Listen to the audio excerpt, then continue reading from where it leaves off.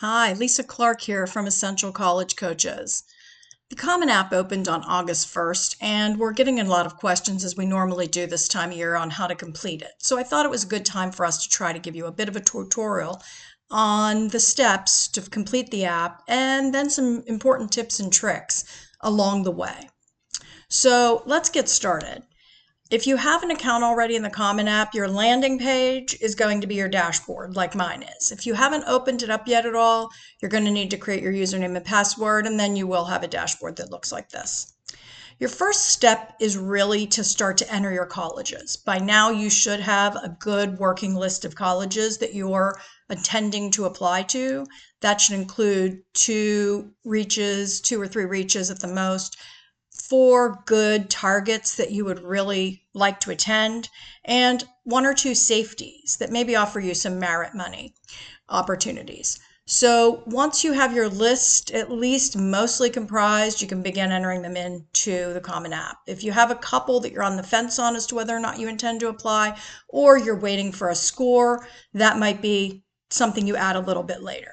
But remember, the most important thing here is for you to have a good application strategy for yourself so that you can meet this college's deadlines, meet any ED or EA deadlines that you're trying to achieve for yourself, and apply to those large university type schools early so that you have the best shot. So keep all of that in mind when you're putting your list together, and that should obviously be done before you start entering them in Common App.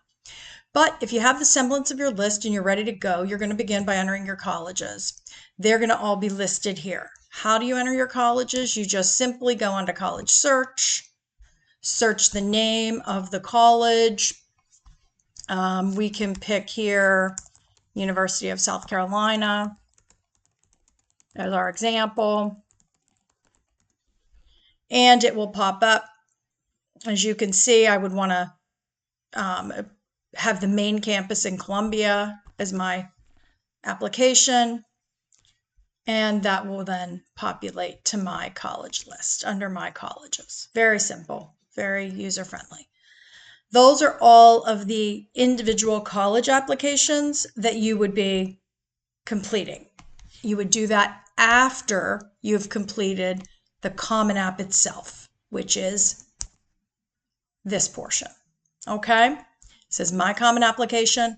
Whatever you put in here goes to every college. It populates to every college application automatically for you, which is very nice. You don't have to keep entering the same information. Okay. We'll go over and do one sample college app just to show you the difference in the questions. But the reality is this is going to go to every college, so you should do this first. The profile part is easy. That is about you. That's your personal information, name, date of birth, address, that sort of thing. Same with family, very self-explanatory. That's going to be who lives in your household, mom, dad, however that's arranged for you, brothers, sisters, whatever is appropriate to you. Very easy, simple information. Education, I want to point out a couple of things for you. Also simple information about your high school and that sort of thing. But let's go to the section marked grades to discuss a couple of tips that I have for you. First and foremost, you're going to enter your graduating class size. Please check with your guidance counselor on that. You can be a couple off. That's not a big deal. A couple people off. But if you're hundreds of people off, that's not a good look. So your guidance counselor will expect that question this time of year. Get an exact number if you can, okay? So I put in that I have 334 students just for our sample. Now we have to talk about class rank. If your high school ranks, you will have to put it in, okay? If they rank, you need to enter it. So you need to know if they're going to rank you. And if they're going to rank you, that will appear on your transcript. So you need to know your class rank. So if they rank, you need to know how they rank. Almost every school that we work with in the US ranks in exact order, meaning one, in this case, it would be 1 through 334 students. Everybody gets a number, just a line, just chronologically, excuse me. So for me, I said I was number 34, just as a sample, okay? If they rank some other way, you're going to have to know that. You're going to have to make sure you double check with your guidance counselor to know what that's going to be for you. If they do not rank, you do not have to report a rank. So just check none, and then you're done with that part. Next, I want you to consider your GPA. Most students, when I check their apps, they immediately have put in their weighted GPA because it tends to be over a 4. It tends to be over a 4.0. I want you to consider the grading scale. Your weighted GPA is typically, and this changes by high school, but typically is going to not be out of a 4, but out of a 5.0. Okay, now every high school does this a little differently, so I can't speak for everyone, but for most of the students that I work with, it's out of a 5.0. So let's give an example. I'm going to use my weighted GPA, so I'll check down here. See this? I'm going to check weighted. And then I'm going to say that I have, just for our sample, a 4.4 out of 5. That's the weight I earned for my honors and AP classes that I've taken, and that's my weighted GPA. Okay? Now, let me conversely show you my unweighted GPA. I'll check unweighted, make sure you're checking the right box, and then I'm going to put that unweighted GPAs, for the most part, across every high school, is out of a 4.0, okay? My unweighted GPA in my high school is a 3.9. All right. Now, I think you mathematically can see that my 3.9 out of a 4.0 looks better than my 4.4 out of a 5 at your initial look. Now, the college is going to look at your transcript. It's going to get an understanding of the rigor you took and the rigor your high school offered. But all in all, you want to always put your best foot forward. So consider both your weighted and unweighted and figure out which one looks better. Just simple math, okay? Next, I want to point you to the honor section. You get 5 places to put in academic honors. Now, honors are typically when you have, say you have 10 honors on your resume and you're trying to evaluate what to put in here. You can generally evaluate based on where the honor was achieved. So international honors are better than national honors, which are better than state honors, which are better than regional or local honors. Okay, so that's kind of a general scheme. That's one way to evaluate them. Then you also want to consider what you were working on, how engaged you were in that process, how long you worked on it, how many hours you put into that particular honor. If it was something you worked toward for 4 years, let's say the Congressional Medal of Honor, which is a national award. So it would have its level, but it would be a very important award, and you might want to put that at the very top, even if you had an international award. So you want to evaluate first where the award was achieved, what it represents, and then you want to evaluate how important it was to your story and how hard you worked on it, and how many hours were put into it, how many people you competed against, because you only have the 5 spots. So you want to rank your honors and put your most impressive foot forward, meaning in the number 1 space. Okay? We'll talk about something similar when we get to activities.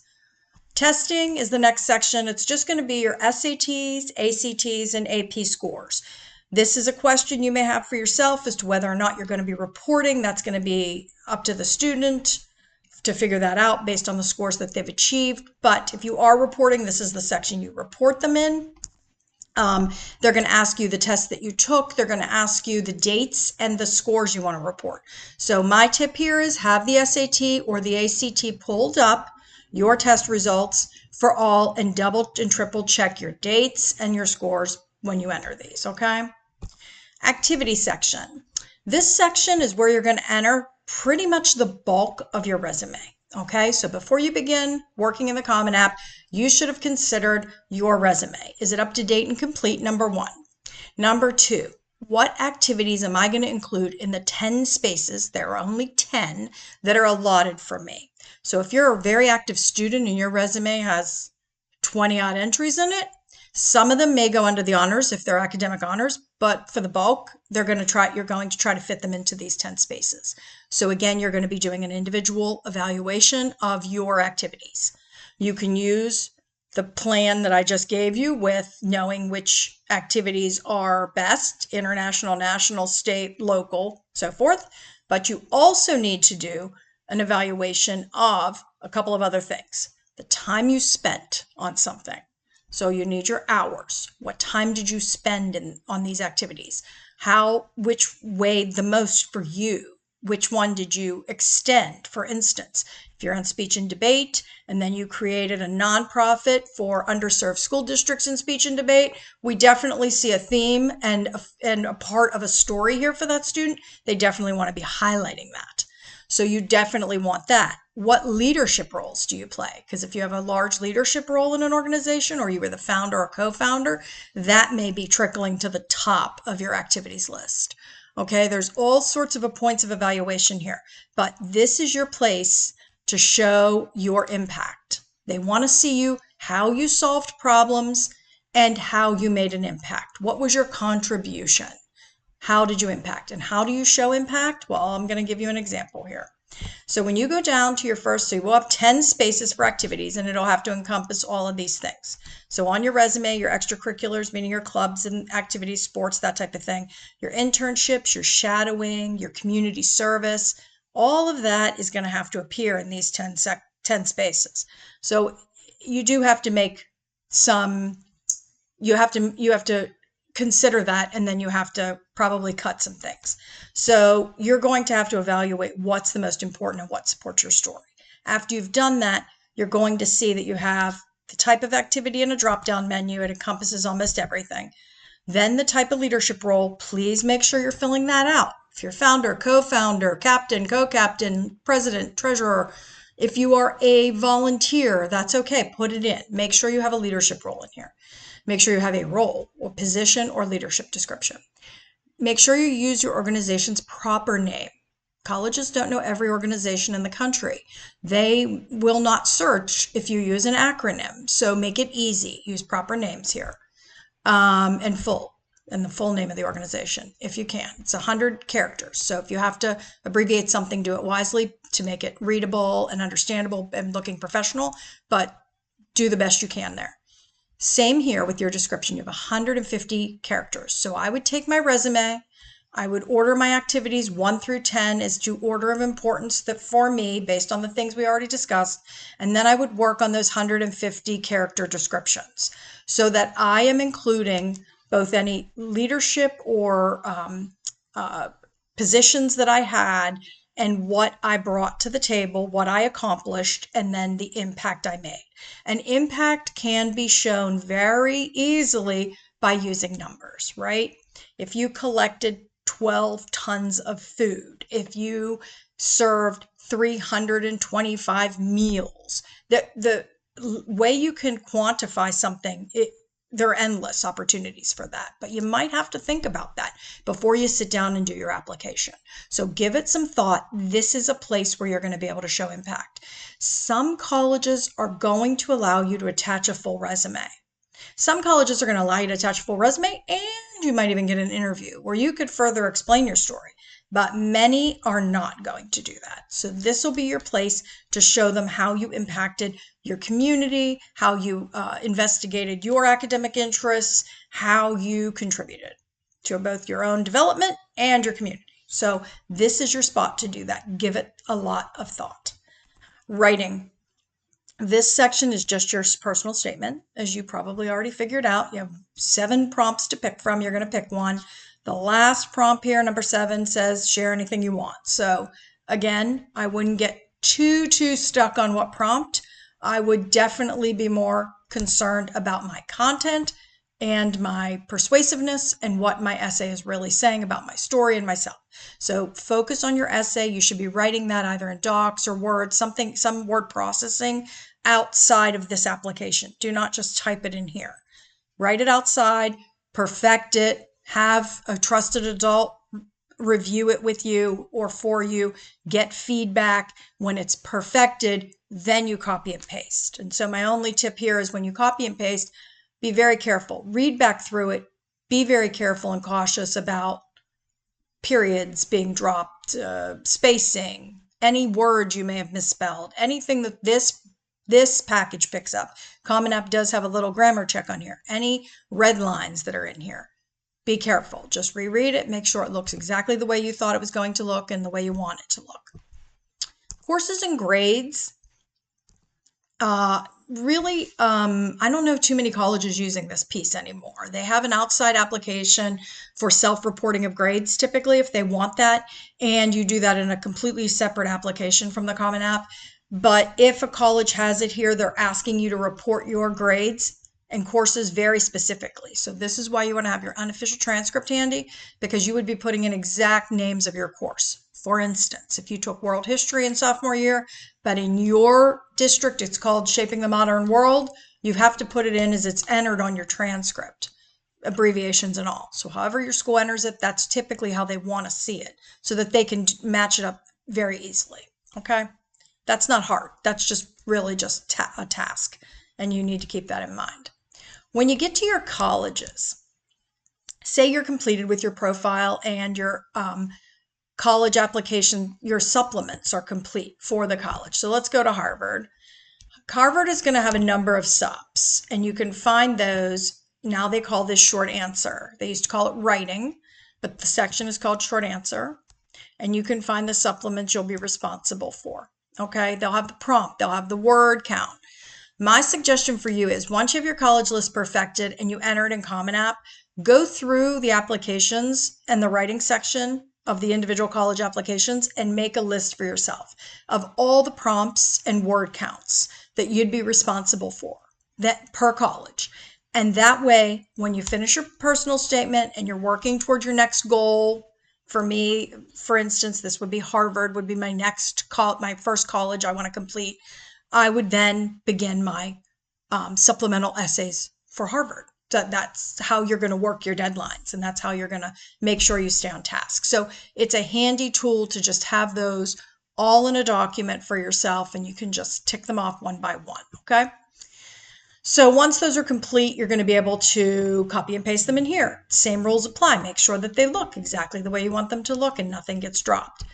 When you're answering the college questions for the individual college applications, they're going to look a little different because they're going to be specific to that college. So they're going to ask you the term you want to apply. Typically, it's going to be fall for most freshmen, but you could be different. You could be going in the spring. I don't know. But you're going to pick your term. You're going to pick your major. That's under academics typically. You're going to pick, if they have guaranteed programs or honors colleges, you might have to check those boxes, and those schools may have additional essays. So be careful with that. Make sure you know what you're responsible for in each application. They will also ask you questions about family. Some of that goes toward possible legacy information. Some of it is just additional family information. They may also ask you housing questions, financial aid questions, that type of thing. Okay. These are going to be very specific to the college themselves.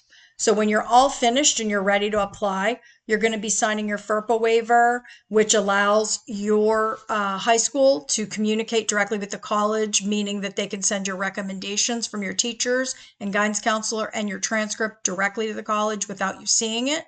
That's what that waiver is for. And then you're going to have an opportunity to review this application. Here's our guidelines on that.